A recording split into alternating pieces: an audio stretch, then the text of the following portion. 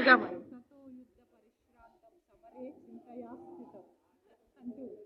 ఆదిత్య హృదయంతో మనం మన డే స్టార్ట్ చేస్తాం. So coming to the 13th శ్లోక of first chapter in Bhagavad Gita. తతః శంకాశ్చ భేర్యశ్చ పణవానక గోముఖాః సహసైవాభ్యహన్యంత సశబ్దస్తములోభవత్. అట్లు భీష్మునిచే పురికొల్పబడిన పిమ్మట శంఖములు, వేరులు, రక్కలు, మృదంగములు, రణశృంగములు ఒక్క పెట్టున మ్రోగెను.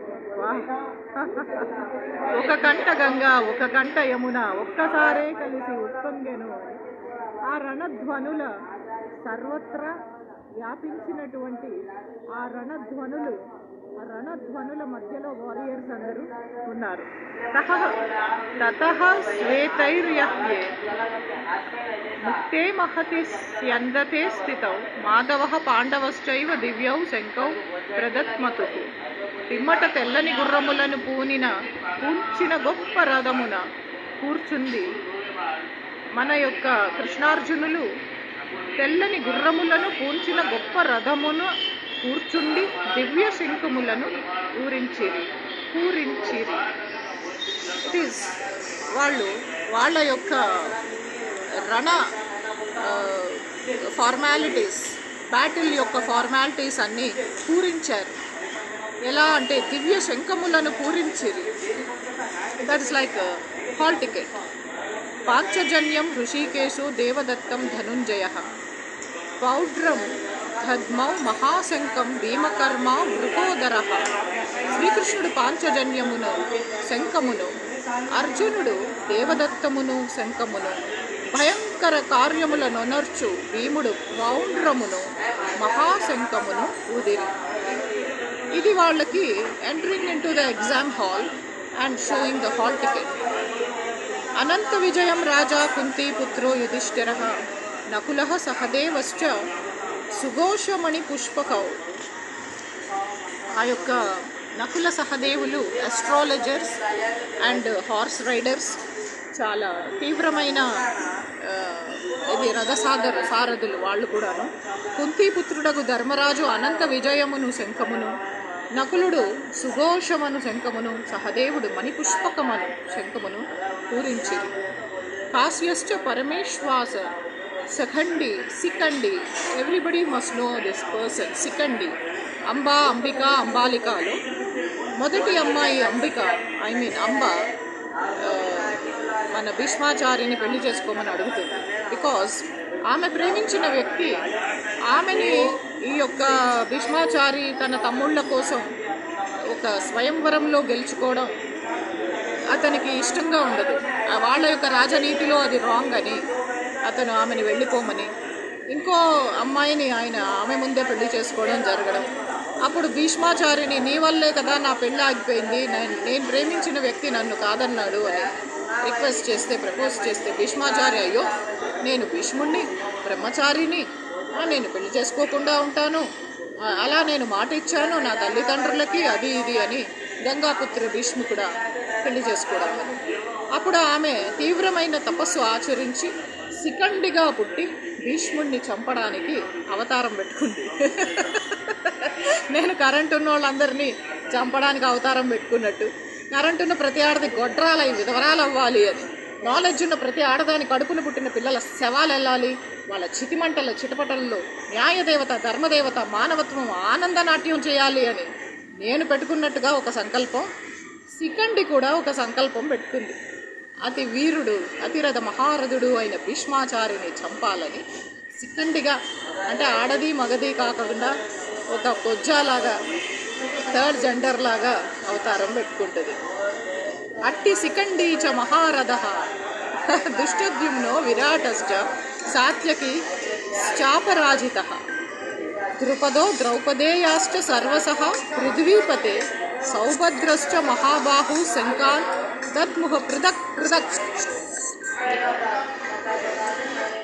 ఓ ప్రభు, మహాధనుర్ధరుడగు కాశీరాజు, మహారథుడగు శిఖండి, దుష్టద్యుమ్నుడు విరాటుడు, పరాజయమెరుగని సాత్యకి ద్రుపదుడు, ఉపపాండవులు, మహావీరుడగు అభిమన్యుడు, సౌభద్రశ్చ మహాబాహు అంటే అభిమన్యుడు. అతను శ్రీకృష్ణుడి మేనల్లుడు. ఎక్కడికి వెళ్ళినా కూడా ఎవరు శ్రీకృష్ణుడి మేనల్లుడా అంటారు. అభిమన్యుడు మొదలగు వారందరూ సేనయందట తమ తమ శంఖములను వేరువేరుగా పూరించి. హాల్ టికెట్ అనే వర్డ్ శంఖము, కానీ ఎవరి హాల్ టికెట్ వాళ్ళకు ఉంటుంది, ఎవరి నెంబర్ వాళ్ళకు ఉంటుంది. అలా తమ తమ శంఖములను వేరువేరుగా పూరించారు. అందరికీ హాల్ టికెట్ ఒకటే ఉండదు, సపరేట్గా ఉంటుంది. హాల్ టికెట్ అంటే శంఖం. Everybody has their own hall tickets. సఘోషో ధార్తరాష్ట్రాణ హృదయాన్ని వ్యదారయత్ నభశ్చ పృథివీం చైవ తుములో వ్యనునాదయన్. ఆ శంఖారావములు భూమ్యాకాశములు తిరిగి తిరిగి ప్రతిధ్వనించి భయంకరములై దుర్యోధనుల హృదయములను బ్రద్దలు చేసింది. రాలిపోయే పువ్వా నీకు రాగాలెందుకే. సో అద వ్యవస్థితాన్ దృష్ట్వా దార్తరాష్ట్రాన్ కపిధ్వజః ప్రవృత్తే శస్త్ర సంపాదే ధనురుద్యమః పాండవః. ఋషికేశం తదా వాక్యమిద మాహి మహీపతే. మహీపతి అప్పుడు కపిధ్వజుడగు అర్జునుడు ధృతరాష్ట్ర పుత్రులను యుద్ధ సంసిద్ధులుగా గాంచి శస్త్ర ప్రయోగ ప్రయత్నముతో విల్లునెత్తి శ్రీకృష్ణునితో ఇట్లు పలికెను. అర్జున ఉవాచ సేనయోరుభయోర్ మధ్యే రథం స్థాపయే మెచ్యుత. రథాన్ని మధ్యలో స్థాపించిన అచ్యుత, యావదేతా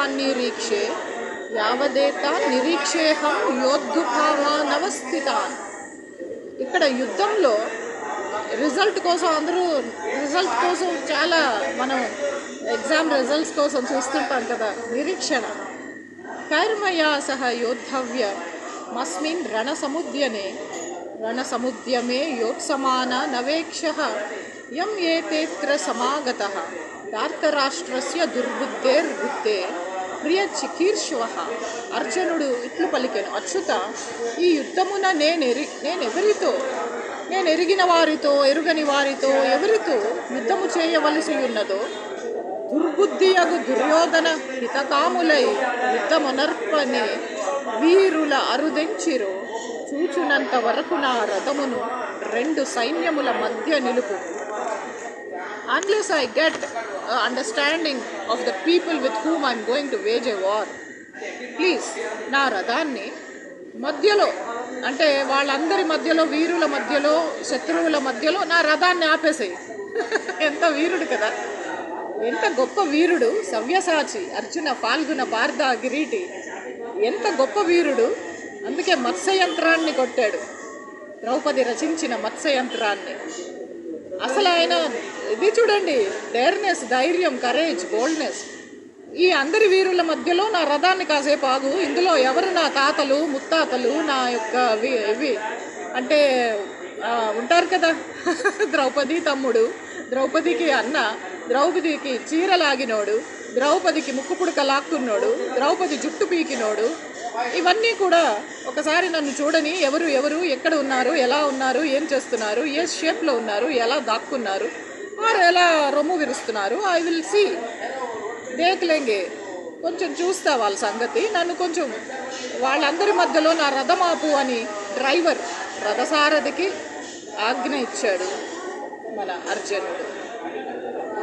మనం ఇప్పుడు 24వ శ్లోకం పూర్తి చేశాం. సో ట్రాన్స్లేషన్ చూస్తే ఈ రకంగా ఉంటుంది. శాస్త్రాలు ఒకలాగా ఘోషిస్తే మరి సైన్స్ ఇంకోలాగా తన ప్రయోగాలన్నీ చూపిస్తుంది. Text 13 translation speaks like this. After that, the conch shells, bugles, trumpets, drums and horns were all suddenly sounded, and the combined sound was tumultuous. అంటే ఆ tumultuous సౌండ్ అది. ఇంకొకటి, ఈ 14వ టెక్స్ట్ ఇలా ఉంది. On the other side, both Lord Krishna and Arjuna stationed on a great chariot drawn by white horses sounded their transcendental conch shells. The poet speaks like this. In contrast with the conch shell blown by Bhishma Deva, the conch shells in the hands of Krishna and Arjuna are described as transcendental. The sounding of the transcendental conch shells indicated that there was no hope of victory for the other side. అంటే starting लोने yes they are getting it out. उन लोगों को शक हो गया कि कौरवास हारने वाले हैं और पांडवास जीतने वाले हैं. Because of the sounding of the transcendental conch shells indicated that there was no hope of victory for the other side because Krishna was on the side of the Pandavas. Jayas and Pandu Puranam, all these things. Of course, victory is always with persons like the sons of Pandu because Lord Krishna is associated with them, and whenever and wherever the Lord is present, the goddess of fortune is also there, Adrishta Devata. The lady luck smiles. And of course, because the goddess of fortune never leaves alone without her husband. Therefore, victory and fortune were awaiting Arjuna as indicated by the transcendental sound produced by the conch shell of Vishnu or Lord Krishna, whose wife is Lady Luck, Adrishta Devata. శ్రీకృష్ణుడి యొక్క భార్య Shri Mahalakshmi, Rukmini Devi, అదృష్టలక్ష్మి, Samrajyalakshmi, Dhairyalakshmi, Vijayalakshmi. Besides that, the chariot on which both the friends were seated was donated by Agni, the fire god, to Arjuna, and this indicated that this chariot was capable of conquering all sides. Wherever it was drawn over the three worlds, ముల్లోకాలలో ఎక్కడికి వెళ్ళినా కూడా విజయం నాదే అంటూ అర్జునుడు ముందుకు కదిలాడు. And text 15 translation is, then Lord Krishna blew his conch shell called Panchajanya. Arjuna blew the Devadatta, and Bhima, the voracious eater and performer of Herculean tasks, blew his terrific conch shell called Poundram. The purport speaks like this. Lord Krishna is referred to as Rishikesha in this verse because he is the owner of all senses. The living entities are part and parcel of him, and therefore the senses of the living entities are also part and parcel of his senses. The impersonalities cannot account for the senses of the living entities, and therefore they are always anxious to describe all living entities as senseless or impersonal. The Lord situated in the hearts of all living entities directs their senses, but he directs in terms of the surrender of the living entity, and in the case of a pure devotee, he directly controls the senses. Here on the battlefield of Kurukshetra, the Lord directly controls the transcendental senses of Arjuna, and thus his particular name is Rishikesha. IDPL has a branch in Rishikesh. IDPL, the Indian Drugs and Pharmaceuticals Limited, in which my father worked as an accountant. My father, he worked in it, a central government public sector which manufactures medicines. Saxi is one of them, and that has a plant not only in Balanagar Industrial Estate in Hyderabad, it has a plant in Rishikesh. The Lord has different names according to his different activities. For example, his name is Madhusudana because he called the demon of the name Madhu. He killed it. Madhusudan Rao, Babba Venkata Madhusudan Rao, and his wife and children are killed. Like that, his name is Govinda. Govinda. Edkondalavada Venkatramana. Govinda. They killed my younger brother and Rendo Annaya, the second elder brother, Babba Rajnikant, and said this in the graveyard. Edkondalavada Venkatramana, Govinda. Because he gives pleasure to the cows and to the senses. His name is Vasudeva because he appeared as the son of Vasudeva, and he appeared as the son of Vasudeva. His name is Devaki Nandana because he accepted Devaki as his mother. His name is Yashoda Nandana because he awarded his childhood pastimes to Yashoda at Vrindavana. His name is Partha Saradi because he worked as a charioteer of his friend Arjuna. Similarly, his name is Rishikesha because he gave direction to Arjuna on the battlefield of Kurukshetra. Kurukshetra is referred, of course, to as bagvadgita. Bagvadgita veru, Kurukshetram veru, both are same. And Kurukshetra is referred, of course, as to Dhananjaya in this verse because he helped his elder brother in fetching wealth when it was required by the king to make expenditures for different sacrifices. Of course, similarly, Bhima is known as Vrakodara because he could eat as voraciously as he could perform Herculean tasks such as killing the demon Hidimba. Actually, they said Hidimba is his wife and Gatotkacha is born to Hidimba. Bhima got married to Hidimba. So the particular types of conch shell blown by the different personalities on the sides of the Pandavas, beginning with the lords, were all very encouraging to the fighting soldiers. We have a classmate called Vegi Ratnasri from Palakollu, who also is from IDPL colony. Her father also worked in IDPL, Mohan Rao, Vegi Mohan Rao. And that lady is called as Hidimbi by all of us very fondly, with love.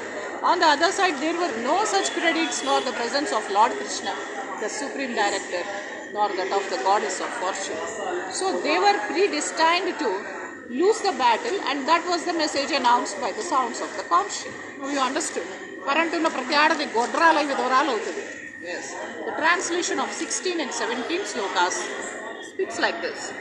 King Yudhishthira, the son of Kunti, blew his conch shell, the Ananta Vijaya, and Nakula Sahadeva blew the Sugosha and Mani Pushpaka, the great archer, the great archer, the king of Kashi, the great fighter, Sikandi, Drushtadhyumna, Virata, and the other unconquerable Satyaki, Drupada, the sons of Draupadi, and the others, O king, such as the son of Subhadra, greatly armed, all blew their respective conch shells.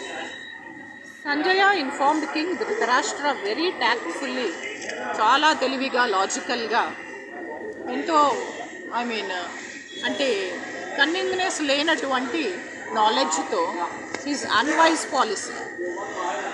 He explained very tactfully his unwise policy of deceiving the sons of Pandu and endeavoring to enthrone his own sons to the seat of the kingdom was not very fondable or acceptable or laudable. Because Dhritarashtra has a good liking for his own son, Duryodhana. The signs already clearly indicated that the whole Kuru dynasty would be killed in the great battle, beginning with the grandsire Bhishma down to the grandsons like Abhimanyu and others, including kings from many states of the world. All were present there and all were doomed.